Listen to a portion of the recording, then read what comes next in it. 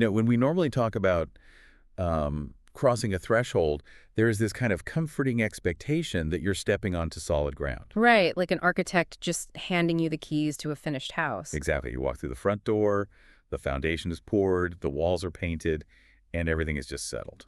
Yeah, but that is definitely not what we get here. No, not at all. Because when you step into the world of ancient statecraft, and especially biblical kingship, suddenly that finished house is just, well, it's nowhere to be found. No, you're looking at a political and theological landscape that is actively shifting right under your feet. Right. It's built on this foundation of blood and staggering opportunism and, honestly, just brilliant, ruthless narrative framing. It really is the absolute definition of a contested historical threshold. I mean, the old era is dead, but the new one is violently unformed. Exactly.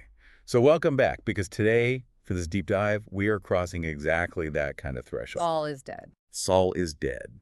The kingdom is, in principle, completely open.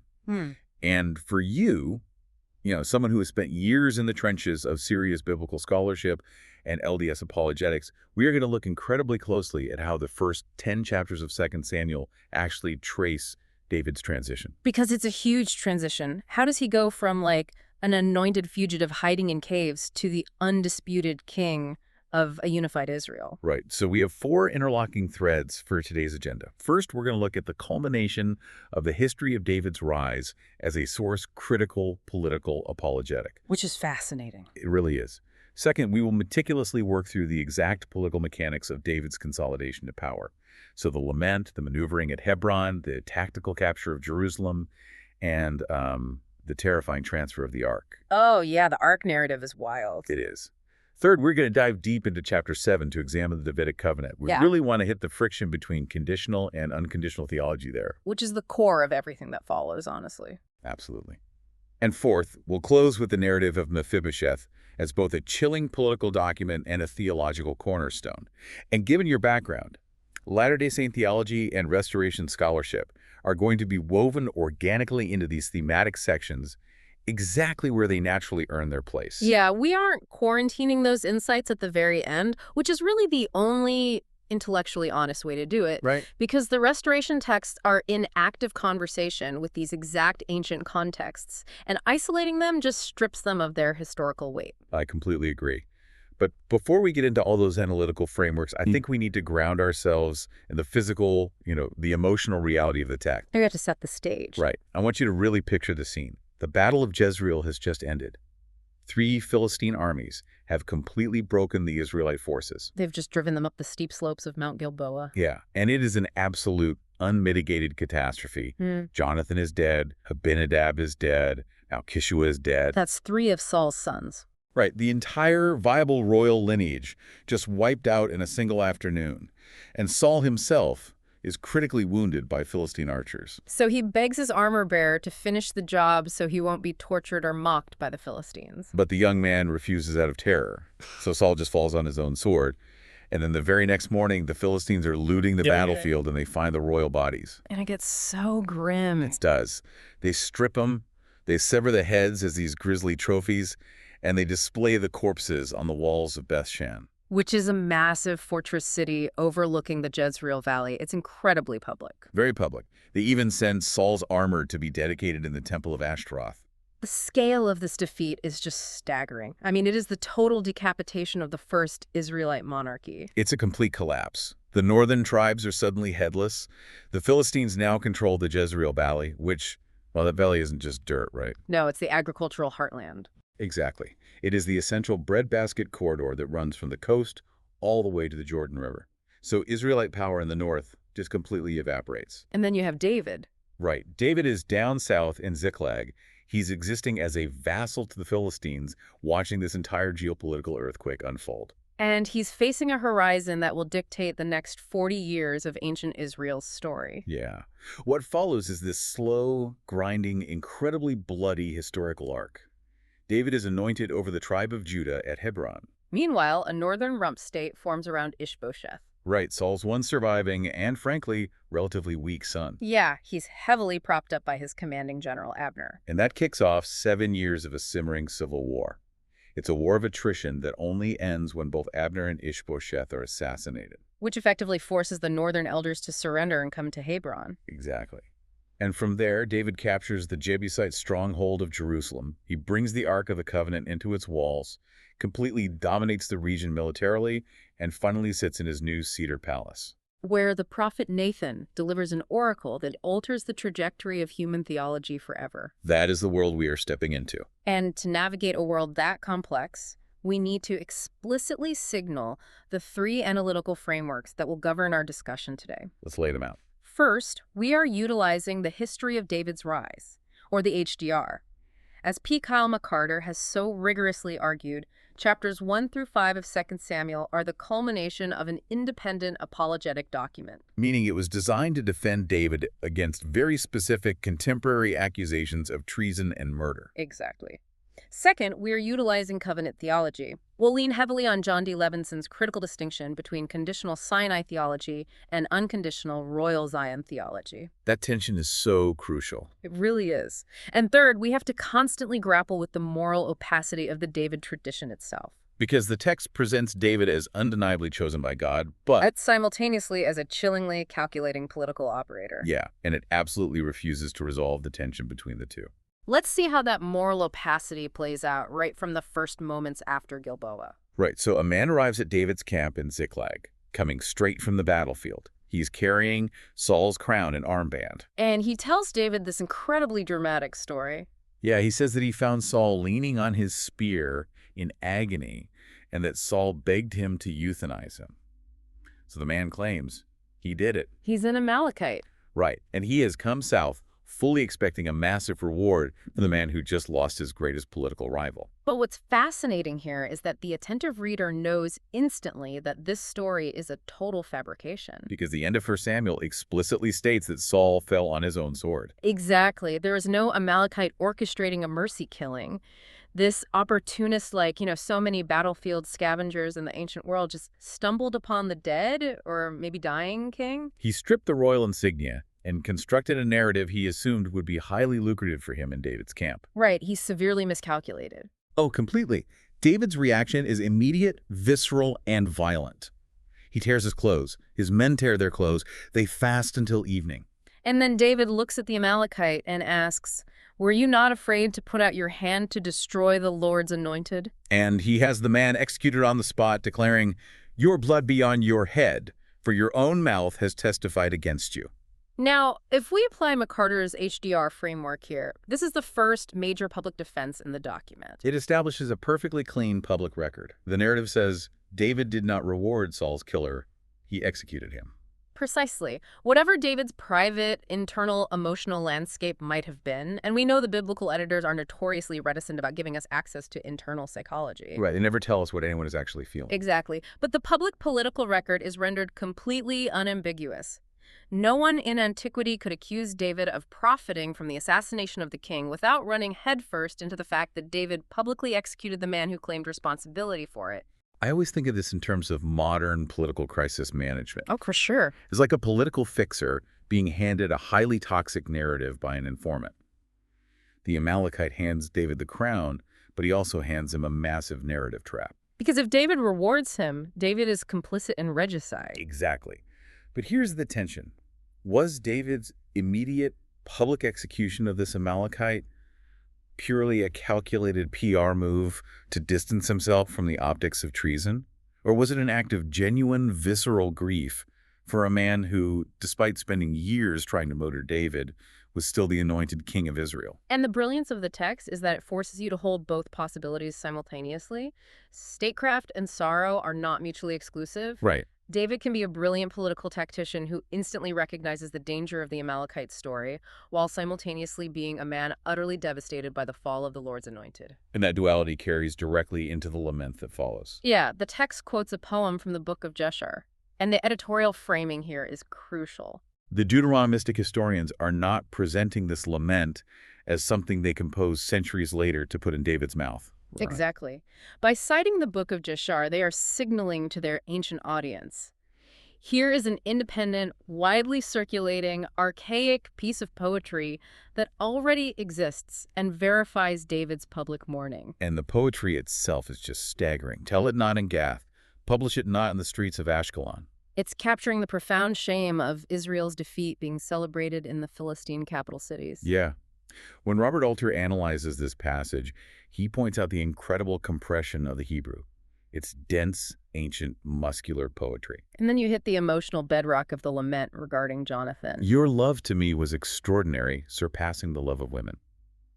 Now, we know there's an endless ocean of interpreted debate about the precise nature of that relationship. Right, a lot of modern ink has been spilled over that. But in the strict context of this ancient lament, it establishes an undeniable reality. Jonathan was the primary human relationship in David's life. The text asserts this profound bond without feeling the need to over-explain it to the reader. Exactly. You just have to receive it. You have to feel the absolute weight of what David has lost on that mountain. And if we look at how this functions within the HDR's final phase, the lament serves as the foundational establishing shot for David's innocence. It broadcasts his loyalty. So from chapter 2 through chapter 5, we are watching a systematic clearing of the record. Right. The narrative walks us through the slow-motion collapse of the northern kingdom.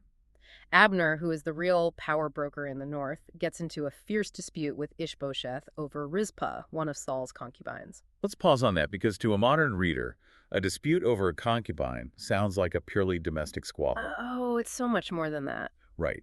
In the ancient Near East, claiming a former king's concubine was a direct, unmistakable usurpation of the throne. It's a political declaration. Abner isn't just acting out of lust, he is staging a soft coup. Exactly. He is asserting absolute dominance over Ishbosheth, and when Ishbosheth weakly calls him on it, Abner just explodes. He immediately deflects to David and begins negotiating to hand over the entire northern kingdom. He realizes Ishbosheth is a sinking ship, and Abner wants to secure his own position in the new regime. So Abner comes down to Hebron. He and David break bread. The geopolitical deal of the century is struck. Abner leaves in peace to go rally the northern elders to David's banner. And then Joab enters the scene. Joab. Joab is David's brilliant, utterly ruthless commanding general.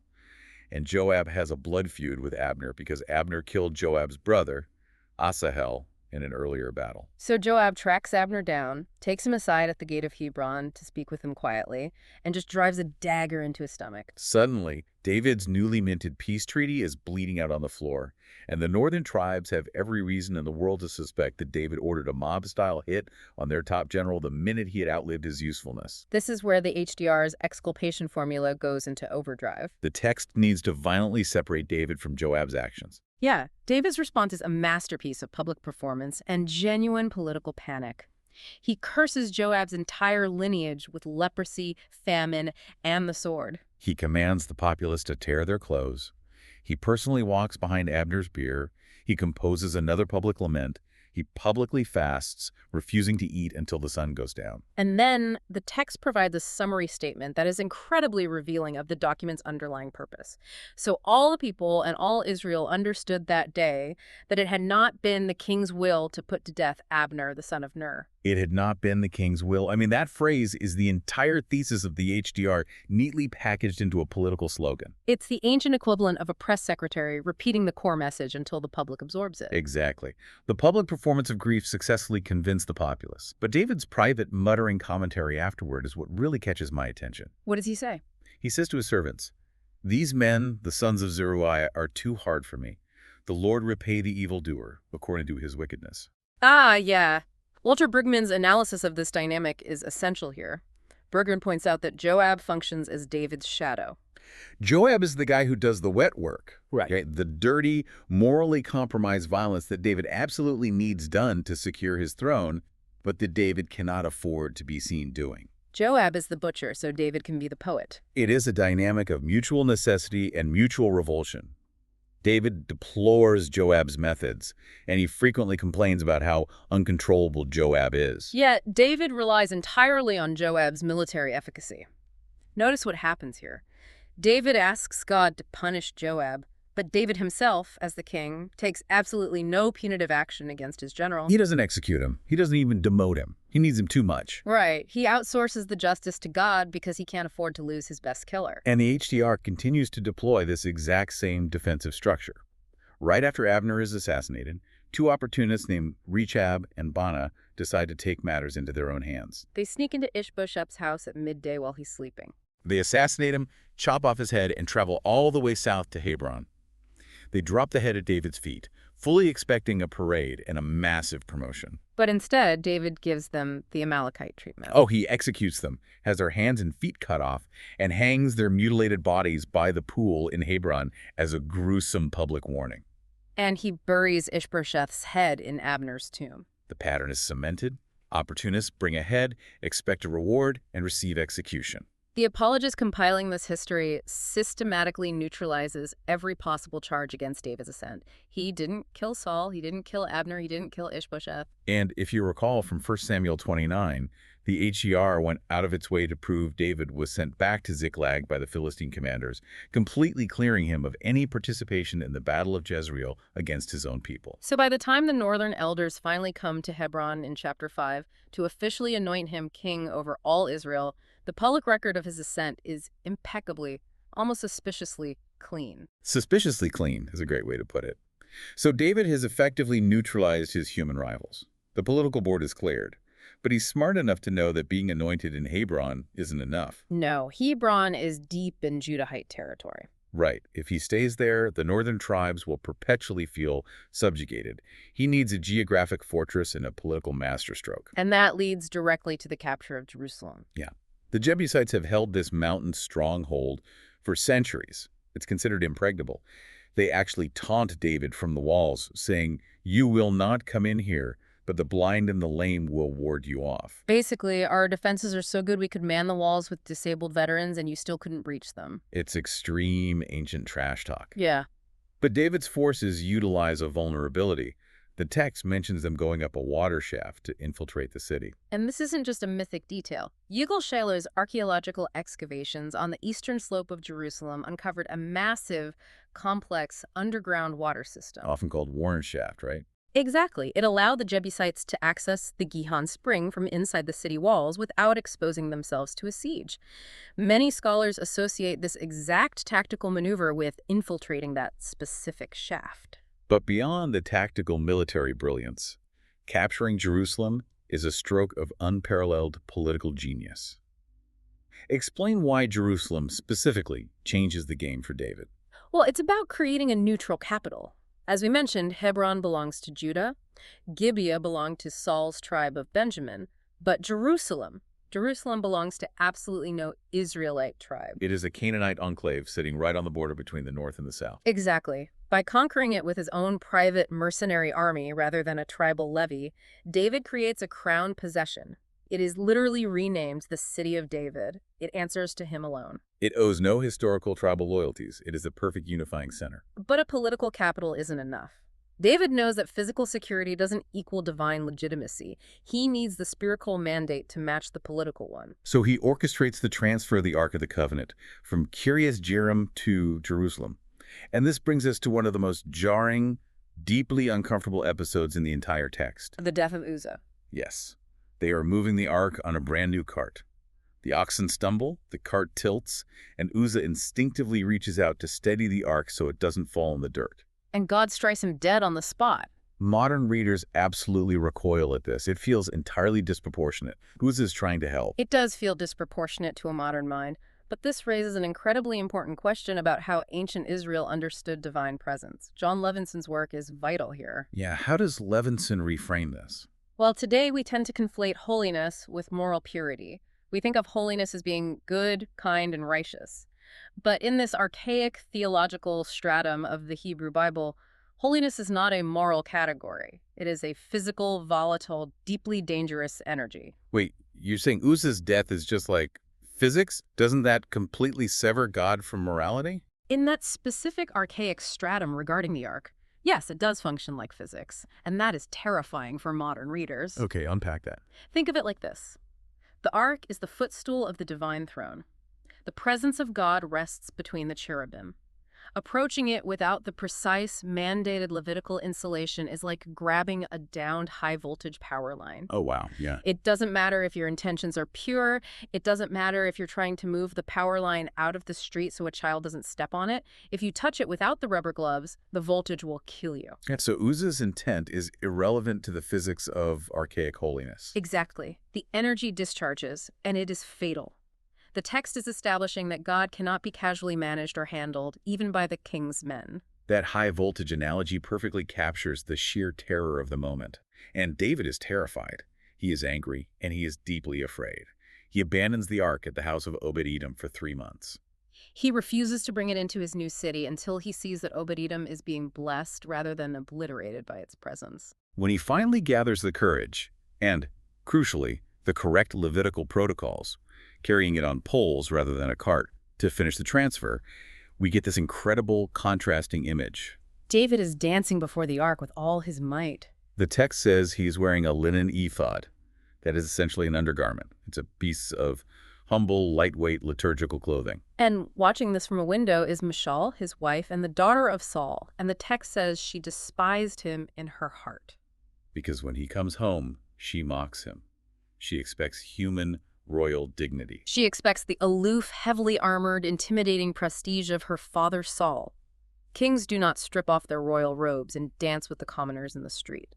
David's response to her contempt is razor sharp and, frankly, quite cruel. He reminds her that God specifically chose him over her father and over her father's entire house. His liturgical humility, acting like a fool before the Lord, is fundamentally tied to his divine election. He is acknowledging that before the ark, he is not the king, he is a vassal. And the narrative immediately follows this brutal exchange with the detail that Michal remained childless to the day of her death. Which operates on 2 distinct levels simultaneously. Theologically, the Deuteronomistic editors want you to read this as divine judgment for her arrogance and her failure to recognize David's spiritual submission. Right. But politically, it is incredibly convenient. So convenient. Michal was David's direct blood tie to the Saulide lineage. Her childlessness permanently severs any possibility of grandson of Saul inheriting the throne of David. The threat of a blended dynasty, which could have divided loyalties down the road, is cleanly neutralized. The house of Saul is officially closed. And that brings us to our second major threat. Having secured the physical house of the city in Jerusalem, neutralized the rival lineage of Saul, and centralized the sacred object of the ark, the narrative elevates. It moves from mere survival and consolidation to the ultimate question of legacy. We are entering chapter 7, the Davidic covenant. This is the theological fulcrum of the entire Hebrew Bible. Everything pivots here. So set the scene for us. Okay. David is sitting in his beautiful new palace. He's looking out the window, and he turns to the prophet Nathan and says, "Look, I dwell in a house of cedar, but the ark of God dwells in a tent." He is heavily implying that it is time to build a magnificent permanent temple. Right. He has the capital, he has the peace, he has the materials. Initially, Nathan acts like a good royal chaplain and says, "Sounds great. Go do all that is in your heart, for the Lord is with you." But that night, God intercepts Nathan and initiates a massive theological redirection. God's response is an implicit yet profound critique of the temple-building impulse. God reminds Nathan that he has operated out of a nomadic tent ever since he brought the Israelites out of Egypt. He says, "Did I ever speak a word with any of the judges asking, 'Why have you not built me a house of cedar?'" As the Deuteronomistic historians compile this material, there is a distinct ambivalence toward the centralization of a built temple. Yeah, a tent implies a God who moves with the people, a God who is untethered and free. A cedar temple, while glorious, risks domesticating the divine. It risks localizing God and turning him into a mascot for the state apparatus. God is essentially saying, "You don't house me, I house you." And then comes the wordplay that changes everything. God says to David through Nathan, "You want to build me a bait." Right, the Hebrew word for house. No, the Lord declares to you that the Lord will make you a bait. In Hebrew, beit means both a physical structure, like a palace or a temple, and a lineage, like a dynasty or a royal house. David is offering architecture, God is offering an eternal covenant. And the language of this oracle is staggering. Listen to the repetition here. God says, "I will establish the throne of his kingdom forever. Your house and your kingdom shall be made sure forever before me."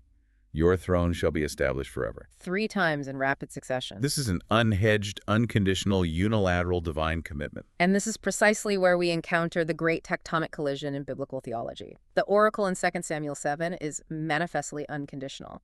God says that even if David's descendants commit iniquity, God will discipline them with the rod of men. But his steadfast love will not depart from them, as he took it from Saul. But think about the context of the rest of the text. The entire Deuteronomistic history, from Deuteronomy through Joshua, Judges, Samuel, and Kings, is predicated on a strictly conditional covenant. The logic of the Sinai covenant is bilateral. If you obey the law, you will be blessed and remain in the land. If you disobey, you will be cursed and exiled. John Levinson explores this collision beautifully in his seminal book, Sinai and Zion. He argues that these are 2 distinct organizing principles in ancient Israel. Right. Sinai theology is a contract. It requires 2 active participants maintaining the agreement. But Zion theology, which is centered on David and Jerusalem, is unilateral. It's a permanent royal grant. Frank Mark Cross, in his monumental work Canaanite Myth and Hebrew Epic, demonstrates how the Davidic covenant structurally mirrors ancient Near Eastern royal grant treaties. Yes. The distinction between treaties in the ancient Near East is vital here. A suzerainty treaty is like a conditional lease.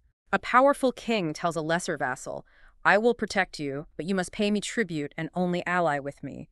If you rebel, I will destroy you." That is the Sinai covenant. But a royal grant treaty, which we see in Hittite and Neo-Assyrian records, is completely different. It's like a trust fund given outright. A king gives land or a position to a loyal servant forever as a reward for past loyalty, no strings attached. The Davidic covenant in chapter 7 is structured exactly like a royal grant. God is granting the throne to David's line forever. But wait, I have to stop you there, because if we're looking at this from a historical perspective, if this promise of an eternal, unbroken throne was truly structured as a no-strings-attached royal grant, Right. how on earth did the later biblical editors justify the fact that Babylon burned the temple to the ground in 587 BCE? They slaughtered the royal family, blinded the Davidic king, and ended the dynasty forever. It seems like a massive theological plot hole. Exactly. How does the theology of an unconditional promise survive the brutal history of the exile? It is a massive plot hole, and watching the later editors try to patch it is a fascinating exercise in theological survival. Tell me about Richard Elliott Friedman's 2-edition model. It explains this brilliantly. He argues that the original history was compiled during the reign of King Josiah, right before the exile. At that time, the Davidic throne was still very much intact. Josiah was a righteous king, so the unconditional Zion theology made perfect sense. The promise looked like it was holding up. But after the catastrophic exile, a second editor had to update the text. They had to explain the disaster without entirely abandoning God's promise. So they start retrofitting the theology. Exactly. If you trace the narrative forward from Samuel into 1 Kings, you start to see the gradual conditionalization of the promise. Editors begin quietly inserting the if. Suddenly, God starts saying to Solomon, "If your sons walk before me in truth with all their heart, then you shall not lack a man on the throne." The conditionality was retrojected to explain historical failure. It preserved God's fidelity by shifting the blame entirely to the disobedience of the later kings. But the original seed of that unconditional promise in chapter 7 never really dies, does it? It just evolves. Yeah, and this brings us to the adoption language in the oracle. God says of the future Davidic king, "I will be to him a father, and he shall be to me a son." Now, in its immediate ancient Near Eastern institutional context, this is coronation language. We see this exact formula in Psalm 2. "You are my son, today I have begotten you." It's not biological, it's covenantal adoption on the literal day the king takes the throne. It's an institutional title. But as history grinds on, and the actual historical kings of Judah repeatedly fail to live up to the covenant ideal and eventually lose the throne entirely, the prophetic literature begins to shift. Voices like Isaiah, Micah, and Jeremiah begin to project this failed historical covenant onto a future, perfect figure. The realization of the promise is deferred to an eschatological horizon. If the current son of David is a failure, then God will raise up a future righteous branch of David. Which lays the exact groundwork for the New Testament. The early Christian movement takes this prophetic trajectory and introduces an unprecedented ontological shift. When they call Jesus of Nazareth the Son of God, they are taking the institutional covenantal adoption language of 2 Samuel 7 and Psalm 2, and they are filling it with claims about eternal divine nature. The title moves from an adopted political king to the literal divine offspring of the Father. And here we must explicitly signal a shift into interpretive synthesis, specifically looking at how Latter-day Saint theology interacts with this exact trajectory. Mainstream post-Nicene Christianity largely resolved the tension of the fallen Davidic dynasty by completely spiritualizing the covenant. The physical house became the invisible church. The political throne became Christ's reign in the hearts of believers. The literal geography of Zion was allegorized into a heavenly reality. But the Restoration makes a fundamentally different theological move. Terry Givens, in his book Wrestling the Angel, highlights how Joseph Smith and early LDS theology absolutely refused to strictly spiritualize these ancient covenants. If you look at Doctrine and Covenants, section 132, for example, it understands the Restoration as literally resuming the historical institutional architecture of both the Abrahamic and Davidic covenants. The Restoration insists that the promises made to Abraham regarding literal posterity and the promises made to David regarding a literal kingdom and a tangible priesthood maintain a concrete texture. It's a refusal to allegorize away the physical, historical dimensions of Zion. It maintains the institutional literalism of 2 Samuel 7 in a way that much of the Christian tradition felt forced to leave behind after the destruction of Jerusalem. Which makes David's immediate response to Nathan's oracle all the more poignant. Following the delivery of this massive covenant, David goes into the tent, and the text says he sat before the Lord. I love that detail. He sits in an ancient Near Eastern context where prayer was almost exclusively performed standing with hands raised or prostrate on the ground in submission. Sitting denotes a posture of prolonged contemplative wonder. Walter Brueggemann frames David's prayer here as the purest expression in the entire Hebrew Bible of a human being receiving unconditional grace. Listen to David's prayer. There is no bargaining. There's no recitation of his own merit, no listing of his military victories. He just sits there in astonished gratitude at the sheer divine initiative of it all. He says, "Who am I, O Lord God, and what is my house that you have brought me thus far?" If we connect this to the broader narrative arc, David's reception of unconditional grace in chapter 7 sets the exact paradigm for what David himself is about to enact in chapter 9. We move from the cosmic heights of God's unilateral promise to David down to the human scale of David enacting that exact same theology towards someone else. Which brings us to our third major section, Mephibosheth, the theology of Hesed and the hinge of power. Chapter 9 opens with David asking a profound question. Is there still anyone left of the house of Saul, that I may show him kindness for Jonathan's sake? Ziba, a former servant of Saul, tells David that Jonathan has a son named Mephibosheth, but Ziba immediately qualifies it. He is crippled in his feet. The text earlier informed us that when Mephibosheth was 5 years old, the news of the slaughter at Jezreel reached the capital. His nurse picked him up to flee in terror, dropped him, and he was permanently paralyzed. And Ziba tells David that Mephibosheth is currently living in a place called Lodabar.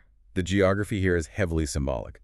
Lodabar translates literally from the Hebrew as no pasture or nowhere. It is a place of absence, a wasteland. The rightful heir of the first royal house of Israel, the grandson of the king, is living in obscurity, utterly dependent, hidden away in the wastelands, terrified that David's assassins will eventually find him. David summons him. Mephibosheth arrives, falls on his face, fully expecting to be executed. In the ancient world, a new dynasty always purges the remnants of the old dynasty to prevent rebellion. Mephibosheth refers to himself as a dead dog. But David extends Hused. That word is critical. Catherine Dubé-Sakenfeld's definitive work on Hused in the Hebrew Bible defines it very specifically. It isn't just generic kindness. Hesed is covenant faithfulness enacted by a stronger party for a weaker one, an action that is essential for the weaker party's survival, and crucially, it far exceeds the strict legal requirements of the relationship.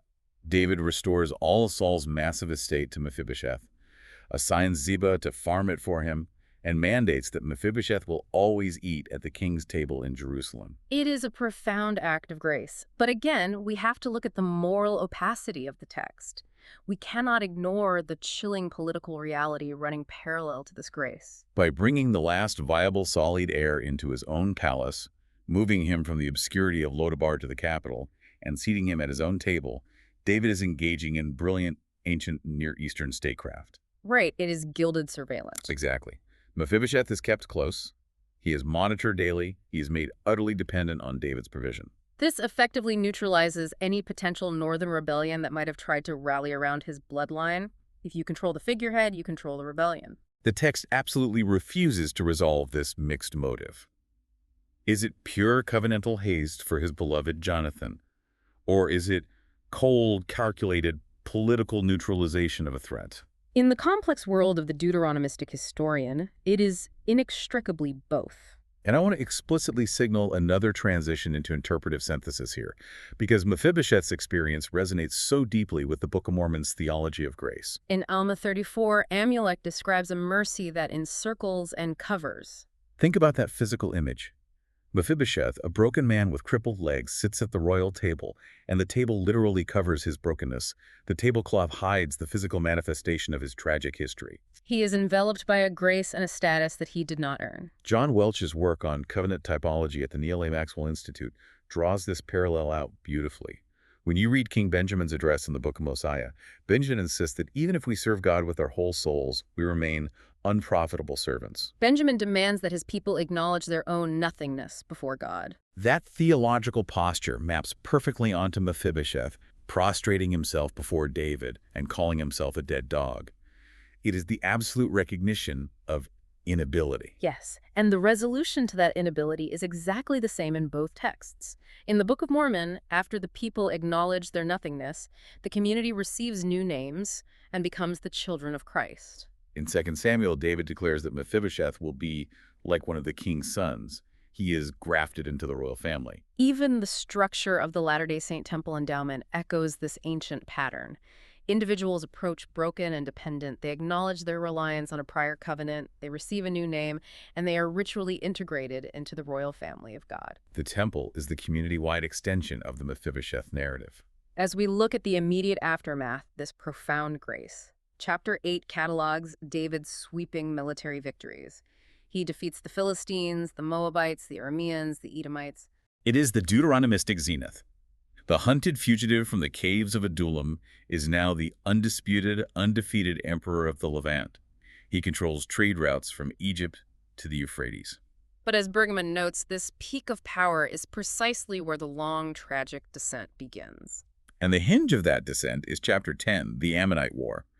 David's army is fighting a brutal two-front war against the Ammonites in the city and their hired Aramean mercenaries in the field. And right before the battle, Joab, the brutal, morally compromised shadow we discussed earlier, delivers the most profound theological statement of surrender in the entire narrative. He tells his brother Abishai to fight bravely for their people and then says, "May the Lord do what seems good to him." This really highlights the narrative complexity of these texts. Joab, the ruthless assassin who murdered Abner in cold blood, is the one who articulates the perfect posture of theological submission. He commits to doing what is tactically possible on the battlefield, and he entirely releases the ultimate outcome to the sovereignty of God. The irony is just thick. Yeah. Joab, the pragmatist, gets the theology right. And it perfectly sets the stage for what the German scholar Leonhard Rost famously identified as the succession narrative. Rost argued that as we move out of Chapter 10 and into Chapter 11, which is the Bathsheba and Uriah narrative, the texture of the literature fundamentally shifts. The history of David's rise was defensive. It was political spin trying to protect David's reputation and prove his legitimacy. But the succession narrative, which dominates the rest of 2 Samuel and the beginning of 1 Kings, is a dark, probing, incredibly sophisticated literary examination of what power actually costs. It explores the devastation that occurs when human depravity collides with an unconditional divine covenant. Matthew Bowen's work in the Interpreter Journal highlights how Book of Mormon authors engage with these exact, literal, institutional dimensions of the Davidic covenant when examining the fall of kings like Noah. The restoration takes the conditionality of individual exaltation incredibly seriously, as evidenced by David's devastating spiritual fall articulated in D&C 132 regarding his murder of Uriah. David personally forfeits his exaltation. He falls from his spiritual throne. Yet, crucially, that individual moral failure does not force God to surrender the unconditional promise made to the house of David. The lineage, the institution, the promise of the ultimate messianic king remains irrevocably intact, even when the current occupant of the throne is deeply compromised. Which brings us, finally, to a thematic shift for our close today. I want to move out of the rigorous scholarly analysis, out of the source criticism, the A&E treaty structures, and the geopolitical strategy into a warmer, much more personal devotional reflection. We've spent this entire time tracing the mechanics of power and the architecture of ancient covenants. But let's bring the two anchoring images of today's deep dive together.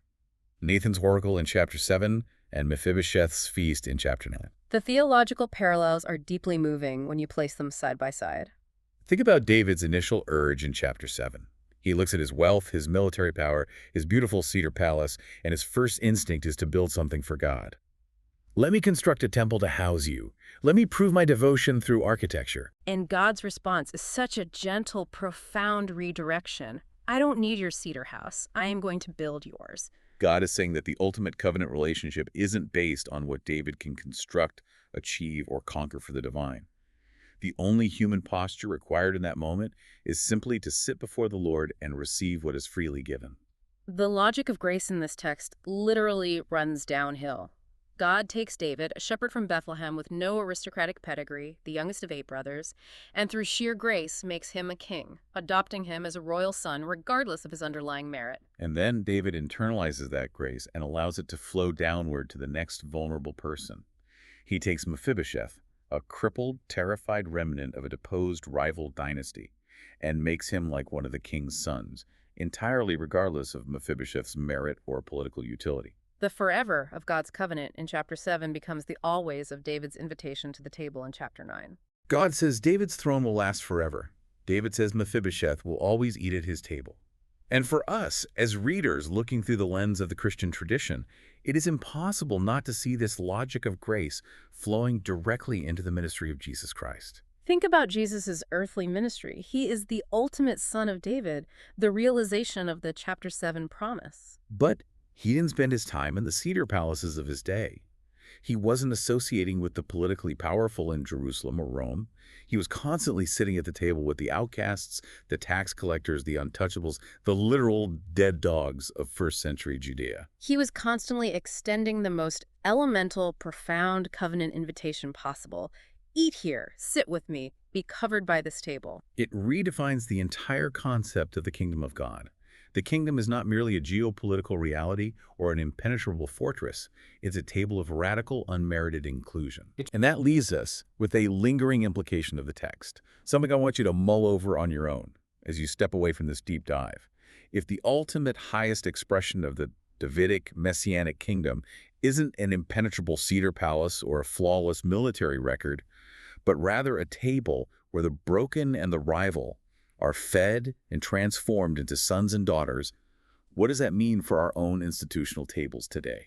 In the wards, the stakes, the communities we build and inhabit, are we operating like conditional suzerainty treaties, constantly checking for compliance, merit, and perfection before we allow someone to sit? Or are they outposts of Zion's unconditional grace, where the table itself fundamentally transforms the nature of the power we hold? A house built on that kind of descending, unmerited grace is the only one that truly lasts forever. Until next time, keep sitting with the questions.